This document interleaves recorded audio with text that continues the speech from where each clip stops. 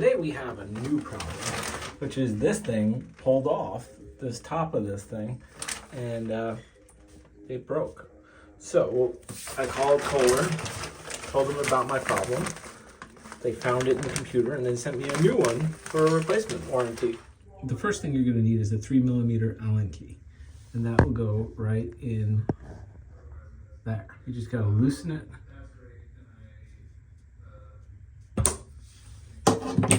And then, once it's loose enough, it should just wiggle off. That's how easy it is. 3mm. The new one comes all wrapped nicely in here. So you're just gonna push this on there, get it lined up, make sure that it's straight, and then tighten the bottom screw. Very simple.